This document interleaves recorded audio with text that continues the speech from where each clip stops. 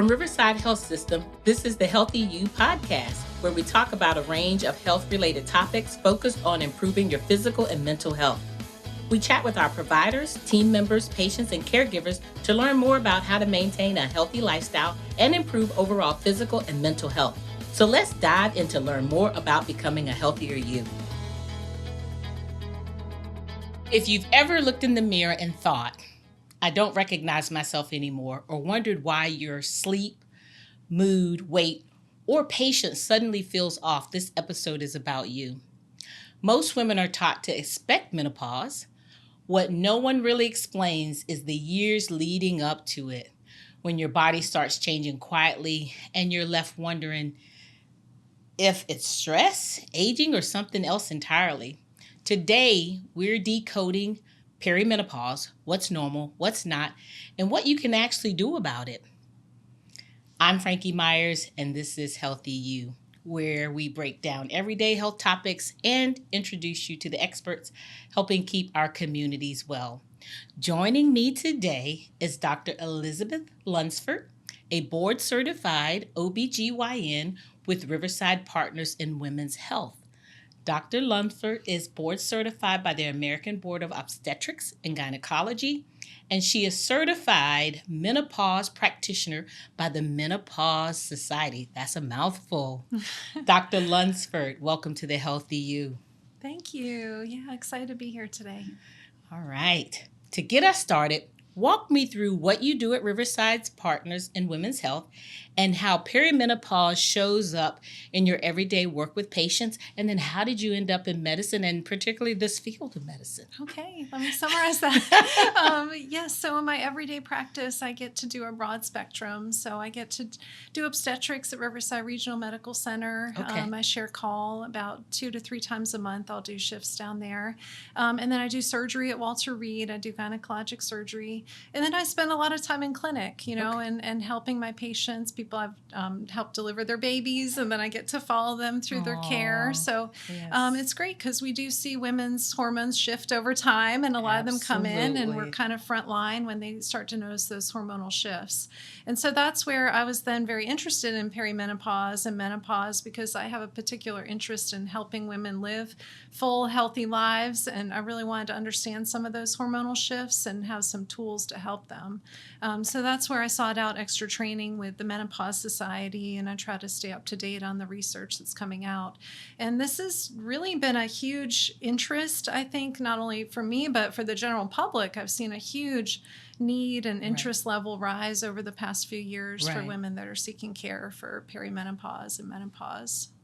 Really good. Mm-hmm. It's definitely something we don't always talk about. I know in my own personal life, and I've participated on some panels with you in the past, and I know I've been able to get my, I'm not perimenopause, I'm menopausal now, but I was able to get myself settled just by the information that was shared. So I'm really excited about us digging deeper in conversation today. Mm-hmm. Here's something that might surprise people. Perimenopause symptoms can start as early as your mid-30s. Mm-hmm. So for anyone listening and thinking, I'm too young for this, let's talk about that.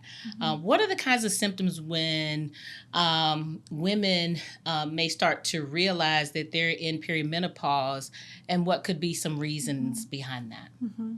Yeah, that was some interesting research that just came out recently in the past couple of years, that women can start to go through perimenopause much earlier and have much more severe symptoms than were previously recognized. Okay.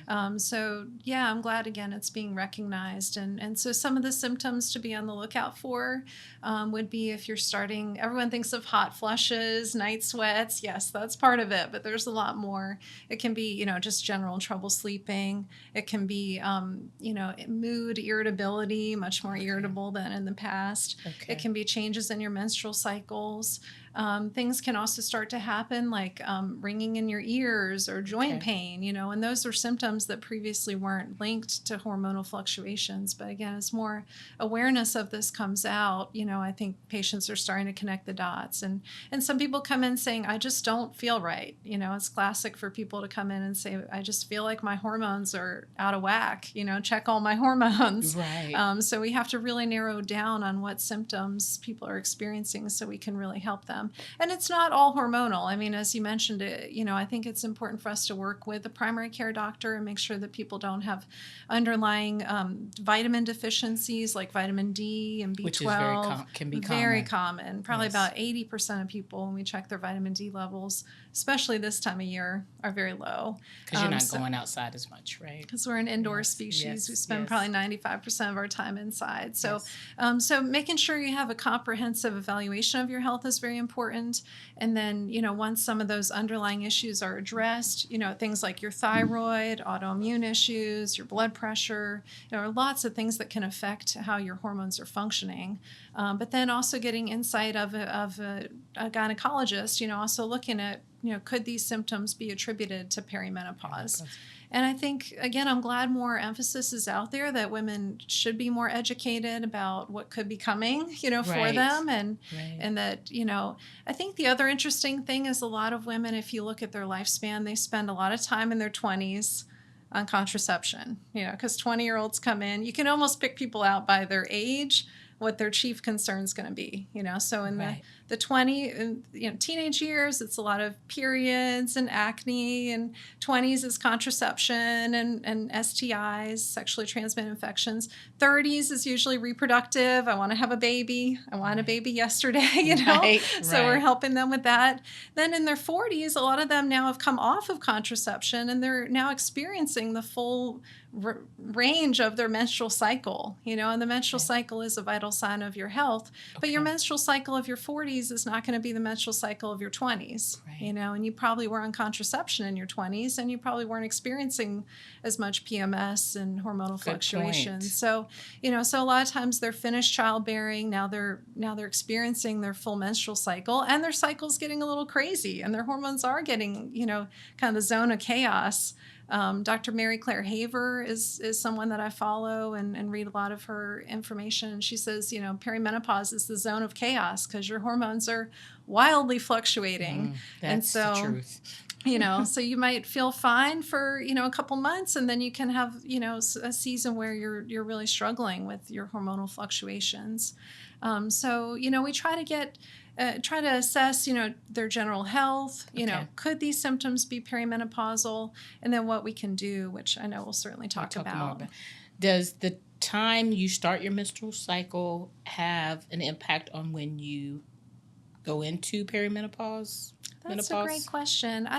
The timing early on of when you start, we call that menarche. Yes. I don't think that would necessarily correlate to perimenopause, but the timing of the three biggest factors are family history. So when your mother went into menopause, very important. Nicotine use, that tends to make people go through much earlier. And then surgical history. So, if you had a hysterectomy, even if your ovaries were left in place, you're probably going to go through menopause 2 to 4 years sooner. If you had any ovarian surgery for a cyst or endometriosis or anything like that, you're more likely to go into menopause sooner. Good. That's great information. If you had an endometrial ablation, that can make you go into menopause sooner. So certainly those are kind of the top three things we look at. And the length of perimenopause can really vary. For some women it could be a year or two. For some women it could be 10 years. Wow. And again, that wasn't previously recognized, and now more research is coming out confirming that. Good stuff. Good information. And we also think probably some of the environmental, like our environment has changed over the past 20 years. There's a lot more toxins in the environment. Even things like receipt paper has estrogen mimickers in it. Nail polish has estrogen mimickers, that disrupt our endocrine system. A lot of the food, unless you're eating completely organic, which that is a great point. Right, which it's very hard. How can you do that? Eat completely organic. So, we're getting exposed to a lot of hormonal disruptors, endocrine disruptors that are probably causing, again, worse symptoms of perimenopause. perimenopause and earlier symptoms, because the hormone balance can easily get out of balance, and women typically can be in like a very estrogen dominant state, in the perimenopause, because they're not ovulating as regularly, and when they do ovulate, they don't produce as much progesterone. So a lot of women can tend to get very estrogen dominant, which can cause a lot of these symptoms too. Good point. Yeah. Good points. Good points. I love that we're having this conversation because understanding your body is so empowering. And I know how it's helped me, my own personal journey and story. Help us understand what's happening during perimenopause and how that's different from menopause. And you previously mentioned, I know for me, I had to look at both of the hormones, estrogen and progesterone. Initially, I was only on one, and I was still having like hot flashes and side effects. And now I don't experience that. Typically, we'd be sitting in here and my glasses would be fogging up. So I'm glad you mentioned that, because sometimes we think it's just one hormone, right? That during that time. Of course. Yes. Well, just to define it again, so menopause is the period where your period stops, your menstruation stops for one full year. And then after that, it's kind of a retrospective diagnosis. So once you've been a full year without a period, then you can say, okay, now I'm postmenopausal. Right. When I was menopausal, I was in that year of no period. And perimenopause is the time leading up to that, when you start to notice changes in your menstrual cycle, changes in all the other symptoms we were describing before. There's also kind of an early perimenopause and then a late perimenopause. So in early perimenopause, that's when your periods, if we're just going based on periods, your periods tend to be more frequent and heavier. And then in late perimenopause, your cycles are starting to really space out a lot more, and your ovaries aren't ovulating every month. So you get, longer periods. And then you start to experience more traditionally menopausal symptoms, more hot flashes, more mood symptoms, Right. So again, even the range of perimenopause there can be different seasons of perimenopause. Maybe you're in early perimenopause, maybe you're getting into late perimenopause, maybe you're in menopause. And will labs tell you where you lie with that? Or is it more symptoms? It depends. Okay. More symptom based. Okay. And again, you need a gynecologist to look at the whole picture. Because we can't define perimenopause just with one lab. Okay. And a lot of times the labs, again, your hormones are fluctuating dramatically throughout the month. So if you are going to have hormone levels checked, you have to really correlate it to where should you be, in terms of what your hormones should be doing based on your menstrual cycle. So we sometimes check labs, particularly if people have had an endometrial ablation or a hysterectomy. It can be very difficult for us to know how the ovaries are functioning unless we check labs at that point, because we can't go based on their menstrual cycle any longer. So we do use labs to help us, but we have to use labs plus their symptoms, to really say. And sometimes we go and repeat it again, just to get a fuller spectrum of what's going on.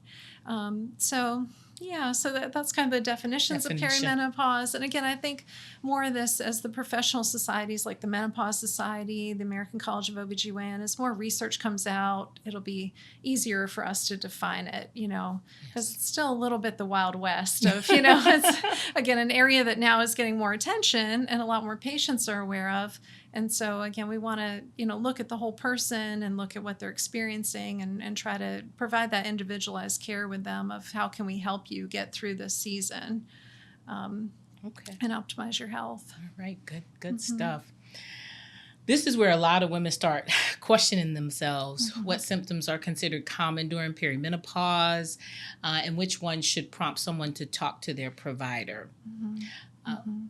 Why do you think so many women normalize feeling miserable instead of asking for help? I can come up with a few reasons myself.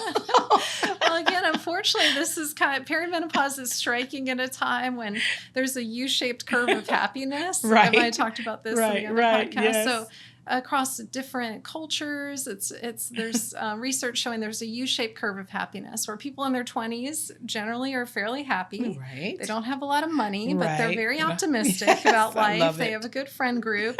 So the low point of happiness is around 47. Okay. And then after that, it usually starts to recover. But the point of why are people so unhappy at 47 is also unfortunately right when perimenopause is hitting the majority of women. So it's compounded. Yeah. So, because most women are menopausal by 52, but like 45 to 52 is like classic years for perimenopause. So you have family stressors on you.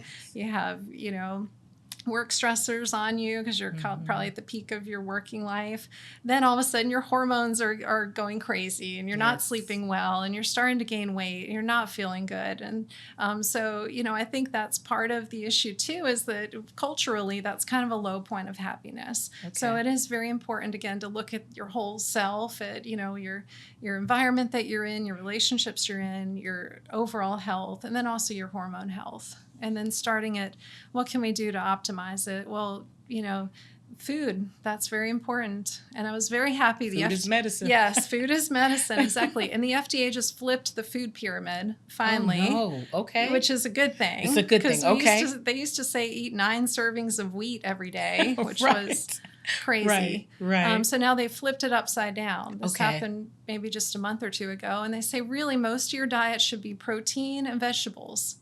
Which is kind of what we know. What we do. Eat your meat and veggies, Right. But the food pyramid finally matches that. Like you have to good. really emphasize getting enough protein, getting fiber in your diet. That's from the vegetables. Yes. Eating whole foods. 80. If you can eat 80% just whole foods, plain foods like nuts, avocado, salmon, vegetables, and then really limiting at the very bottom now is added sugar and wheat.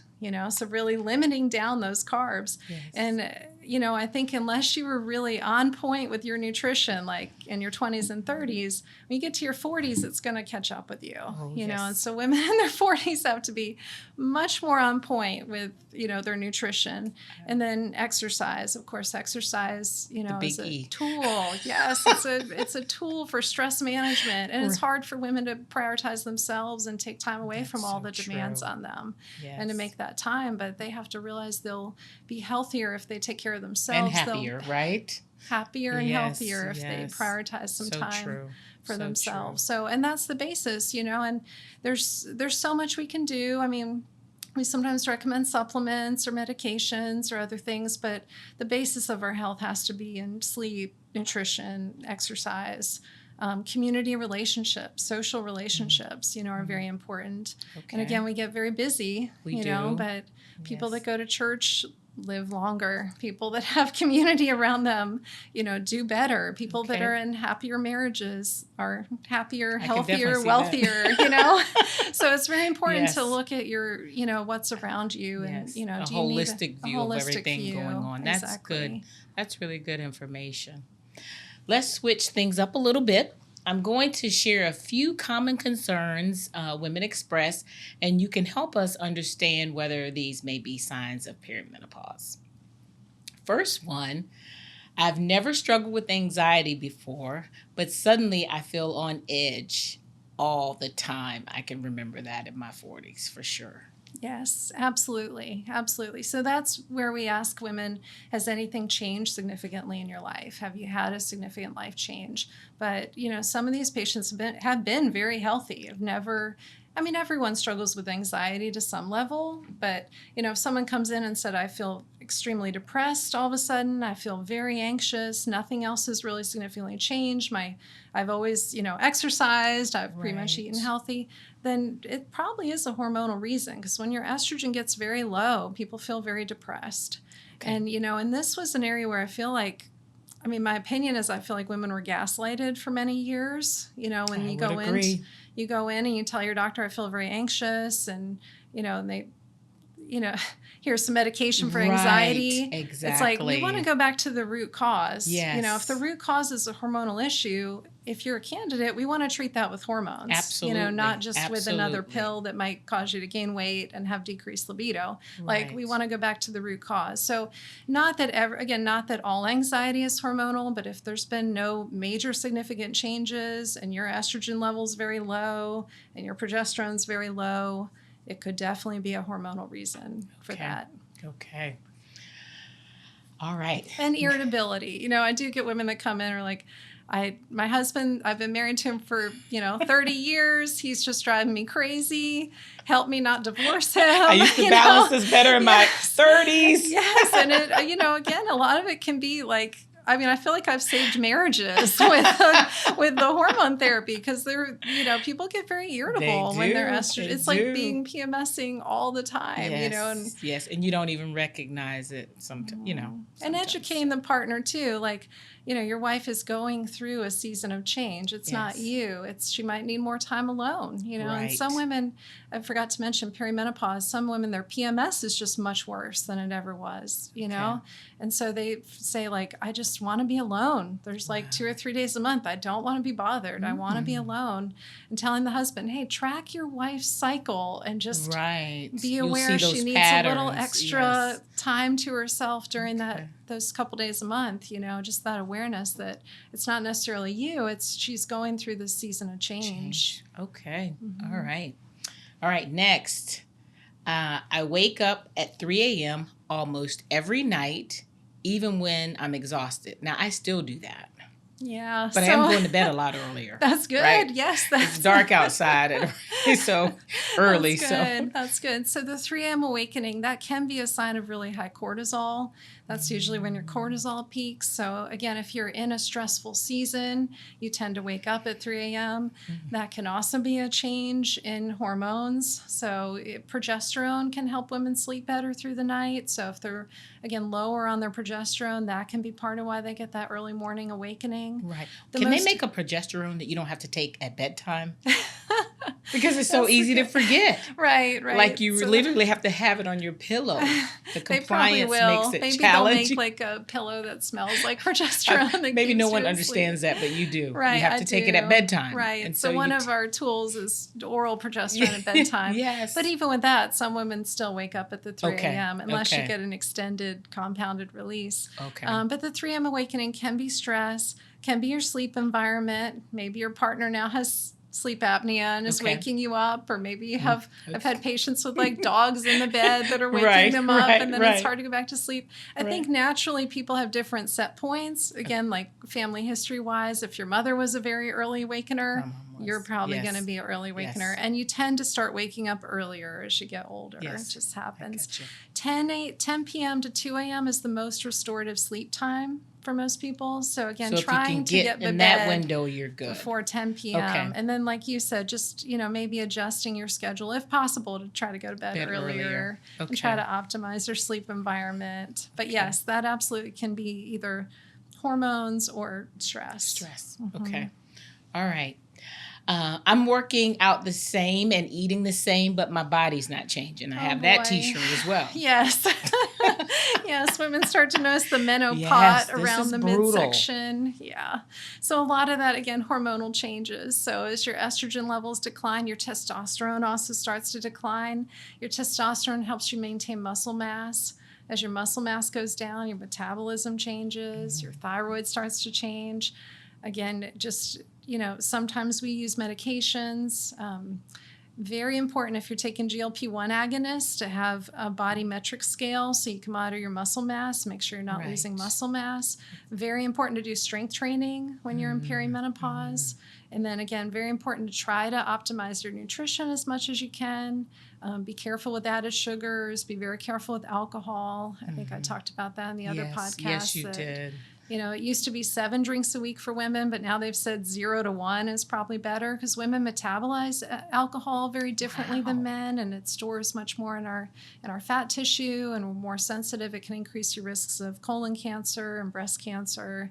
And so when you're making your healthy dinner, drink a bubbly. Don't drink a wine with it. Just sparkling water. Right, sparkling water, because it really is a sleep disruptor as well. Okay. And with those weight changes, again, trying to optimize your sleep environment is very important. Making sure you're trying to eat earlier in the day and not right before bed. But again, yes, absolutely. Difficulty losing weight is also classic. But, there is research that if you're on hormone therapy, the GLP-1 agonists tend to work better. For some women, they choose to do compounded testosterone. That can help them maintain their muscle mass. Okay. But again, you have to really combine it with exercise. And with a healthy diet. Mm-hmm. Okay. Good stuff. I'm getting educated myself.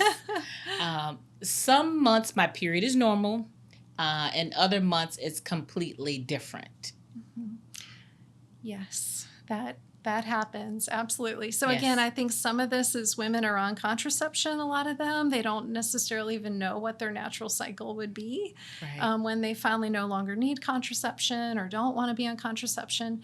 Some months their ovaries are still functioning, right on track. It's very common for women in their 40s to get their period a little sooner than 28 days. In the Okay. past it was just 28 days to the Right. clock. Or you're Well, right. So in your 40s, it's very common for it to be like a 24 or a 26-day cycle, like a shorter cycle, because when you're ovulating, you're not making as much of this corpus luteum cyst. And again, maybe 1 month it takes longer for your ovary to ovulate, and another month it might be a shorter period. So yeah, changes in cycle duration and also the length and the heaviness of the period are pretty classic. So if your period's getting shorter than 21 days or longer than 35 days, that would be a good time to reach out to your doctor. Or if you're lasting longer than a week, you're getting anemic, it's affecting your life, all those things we definitely want to help you with. All right. Mm-hmm. Let's talk about solutions, because this is where hope comes in, which is a great thing. What options are available to women to manage perimenopausal symptoms? Mm-hmm. Great question. Well, I think we covered some of the lifestyle things and looking at your life and counseling and you're talking to your primary care. Other things you could consider. Some ladies are helped by there's a gummy vitamin that has chasteberry extract in it, so it's called the Flow PMS gummy. That can be good for perimenopause, especially if women are experiencing a lot of PMS symptoms, painful cramping, bloating, breast tenderness. So the Flow PMS gummy can be helpful. It can help regulate some of those hormonal fluctuations. Easy to take. Yeah. Yes.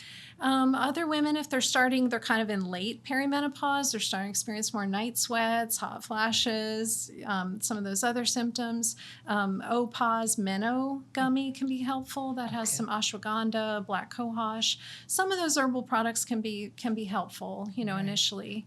Other women, we have to really look at, do they want to continue ovulating? There's kind of a decision tree where it's like, do you want to continue having menstrual cycles and ovulating every month? Or do you want to shut that down, So some women like ovulating. They like knowing when their period's coming. When you're ovulating, usually your estrogen's high, you're feeling pretty good, you're very productive, you might like that feeling. But then if you're having a lot of low symptoms, a lot of PMS, a lot of menstrual migraines, you might want to just kind of shut the system down, which you can consider doing if you're a candidate with birth control pills. Sometimes a Mirena IUD can be helpful for that. If you're struggling with your period, there's lots of ways we can help with that, things like endometrial ablation and other things. So there are medications that aren't birth control. If you're having really heavy cycles, there's a medication called tranexamic acid you can take only on your heavy bleeding days. So that can be very helpful, again, in that early perimenopause when you're having very heavy cycles. One other supplement I meant to mention, if you're having very heavy periods, you're struggling some with obesity, you think you might be kind of in an estrogen dominant state, it's very important to eat cruciferous vegetables, broccoli, cauliflower, Brussels sprouts, because it'll help your body detox estrogen. And some ladies say, well, I don't like Brussels sprouts. So then you can try like a DIM supplement, and that can be helpful too to help detox some of the estrogen. Again, you really need your gynecologist to look at this with you and say what's going to be helpful. Come up with a plan. Yeah, because we don't want people spending money on supplements that aren't going to help. But there is some research behind some of the things I've mentioned here. And then with the prescriptions, obviously you have to look at your overall health and make sure you're not at risk of blood clots or other things that would. We have to be careful. We're not causing hypertension or migraines in people with the medications.